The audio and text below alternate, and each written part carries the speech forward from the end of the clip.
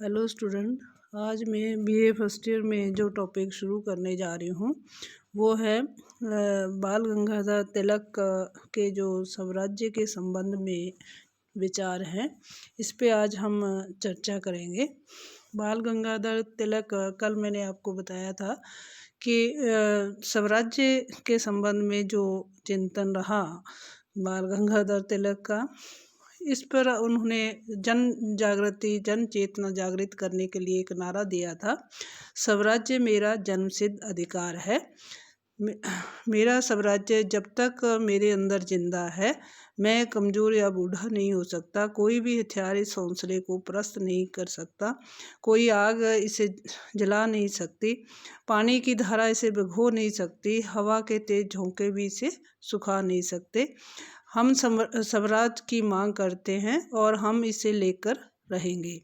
जो विज्ञान स्वराज पर ख़त्म होती है वही राजनीति की भी विज्ञान होनी चाहिए, वो नहीं जो गुलामी की ओर ले जाए।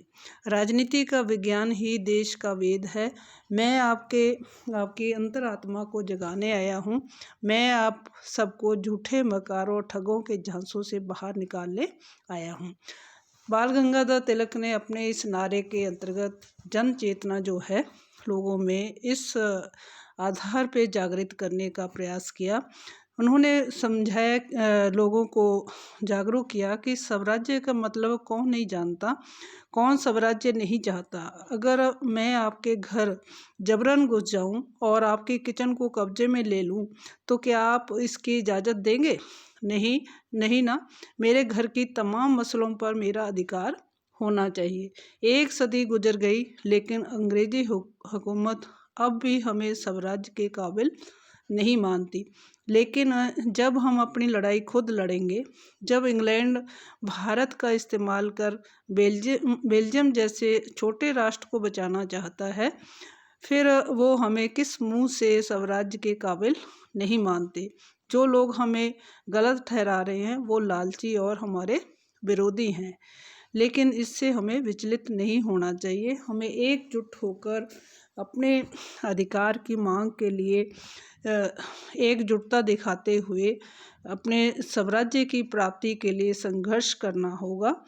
ये जनचेतना लोगों में भरने के लिए बाल गंगाधर तिलक ने स्वराज्य के संबंध में जो उनका चिंतन था, इसका प्रसार जो है लोगों में किया।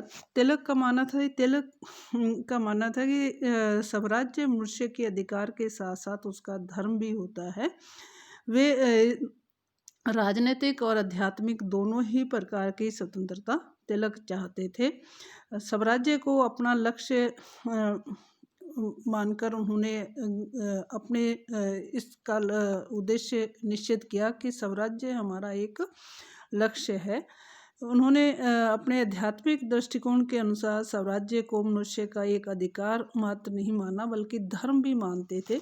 राजनीतिक दृष्टि से स्वराज्य जो है एक राष्ट्रीय स्वशासन है। यह मनुष्य के नैतिक स्वरूप के लिए अनिवार्य मांग है। स्वराज्य धर्म राज्य की पूर्व नैतिक आवश्यकता है। इसे प्राप्त कर लेने में ही धर्म राज्य संभव है।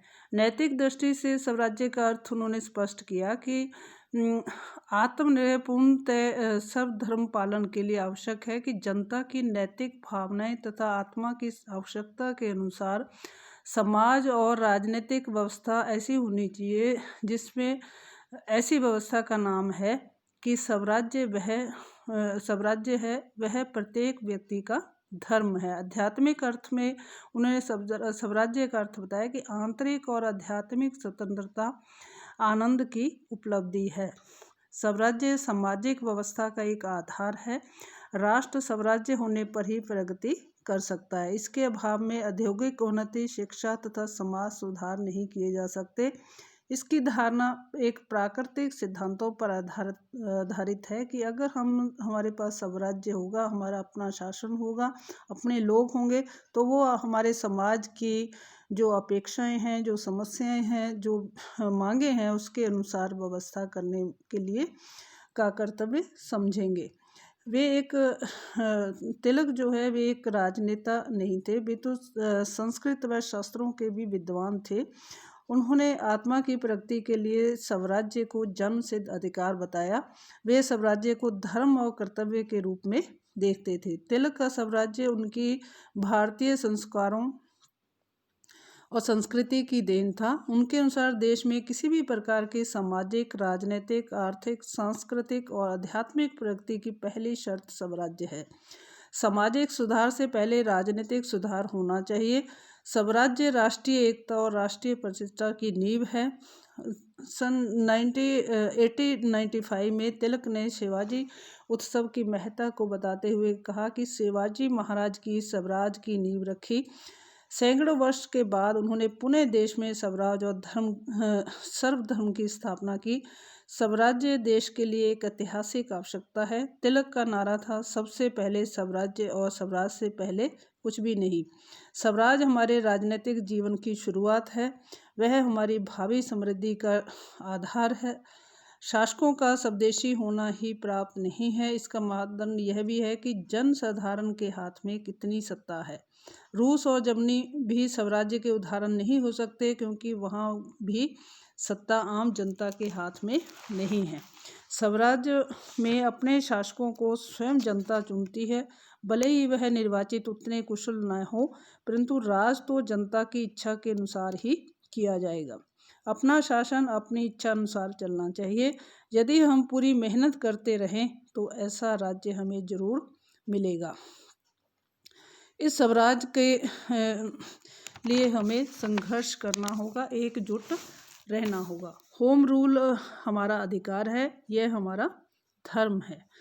स्वराज्य का संदेश होम रूल लीग आंदोलन के माध्यम से तिलक ने घर घर और गांव गांव तक पहुंचाया। 1960 की लखनऊ कांग्रेस में उन्होंने घोषणा की कि स्वराज्य हमारा जन्मसिद्ध अधिकार है। 1916 से पूर्व स्वराज्य संबंधी धारणा को अंग्रेज सरकार सहज रूप से राजद्रोह बना देती थी। इसका अर्थ होता था कि जेल, यातना, आंदोलन का दमन होता था। होम रूल आंदोलन के अवसर पर तिलक ने कहा कि मैं ताज या सम्राट के विरुद्ध नहीं हूँ, मैं तो केवल भारतीय नौकरशाही को बदलना चाहता हूँ। स्वराज्य का अर्थ है सम्राट के शासन का उन्मूलन और किसी देशी रियासत का शासन स्थापित करना नहीं है। हमें मंदिर के देवताओं को नहीं हटाना है, केवल पुजारियों को हटाना है। सब राज्य का अर्थ यह नहीं है कि अंग्रेज सरकार के स्थान पर जर्मन सरकार को स्थापित कर दिया जाए। तिलक के अनुसार स्वराज्य का अर्थ केवल यह है कि भारतवर्ष के आंतरिक मामलों का संचालन प्रबंध भारतवासियों के हाथ में हो। हम ब्रिटेन के राजा को बनाए रखने में विश्वास करते हैं। होम रूल लीग ब्रिटिश साम्राज्य के भीतर रहते हुए स्वराज्य चाहती थी। इसकी इच्छा थी कि भारतवासियों की मांगों के आधार पर ब्रिटिश संसद में एक विधेयक प्रस्तुत किया जाए, इसके लिए आंदोलन चलाया जाए और स्वराज्य प्राप्त किया जाए। अपनी नई धारणा के अनुसार तिलक जो है उदारवादियों के निकट आ गए थे। फिर भी तिलक ने स्वराज्य अपनी पूर्ण धारणा का परित्याग नहीं किया। अपनी नई परिभाषा को पूर्ण स्वाधीनता की दिशा में एक पहला आवश्यक कदम का सुझाव दिया था। होम रूल या गृह स्वराज्य उनका एक तात्कालीन लक्ष्य था। उन्होंने जीवन के अंतिम क्षणों में भी ये कहा कि यदि स्वराज्य न मिला तो भारत समृद्ध नहीं हो सकता। स्वराज्य हमारे अस्तित्व के लिए अनिवार्य है। स्वराज्य के लिए ऐसी व्यवस्था हो जिसमें हमारे जो प्रतिनिधि हैं समाज की आवश्यकता, समाज की मांगें और समाज की समस्याओं के अनुसार जनहित में शासन को चलाएं। उनका स्वराज्य लोकतांत्रिक स्वराज्य था। वे उसे उत्तरदायी सरकार भी कहते थे। वह थोड़े से उच्च वेतनभोगी नौकरशाह के स्थान पर ऐसी शासन व्यवस्था था जिसके सभी अधिकारी कर्मचारी जनता के प्रति उत्तरदायी हों। स्वराज्य में अंतिम सत्ता जनता के हाथ में होती है। तिलक के लिए लोकतंत्र और स्वतंत्रता समान है। ऐसा स्वराज्य केवल जन जागृति, जनता की आत्म अभिव्यक्ति की शक्ति और उसके आत्मविश्वास से ही निर्मित हो सकता है। बिना जनता की सक्रिय सहानुभूति समर्थन के स्वराज्य प्राप्त नहीं किया जा सकता। अर्थात जनशक्ति के माध्यम से ही, एकजुटता के द्वारा ही, संघर्ष से ही स्वराज्य की प्राप्ति की जा सकती है। इसलिए उन्होंने स्वराज्य के संबंध में अपने जो चेतना थी, जो विचार थे, इसको नारे के माध्यम से लोगों में जन चेतना जगाने का प्रयास किया। जनमत को जगाने और संगठित करने के लिए केसरी में किसानों, मजदूरों, दुकानदारों, दलितों आदि के समस्याओं का उल्लेख करते हुए वे शिक्षित को जनता के स्वाभाविक नेता मानकर उन्हें झोंपड़ियों तक भेजना चाहते थे, ताकि वे आम लोगों को संगठित तथा शिक्षित कर सकें। हम उन्हीं में हैं, हमें उन्हीं के बीच रहना है। यदि जनता संगठित रहती है तो सरकार अत्याचार नहीं कर सकती। उन्होंने इसमें समाचार पत्र में उन्होंने स्वयं अपनी पत्रिकाएं जन चेतना के लिए केसरी और मराठा जो है निकाली थी। राष्ट्रीय आंदोलन समाज का आंदोलन बनाए बिना जो है संचालित नहीं किया जा सकता। तिलक के अनुसार राज्य धर्म का पालन प्रसार करने तथा प्रत्येक व्यक्ति को धर्म पालन सहायता देने के लिए होता है। वह शाश्वत नैतिक नियमों पर आधारित कार्य करना चाहते थे। तिलक का ये मानना था कि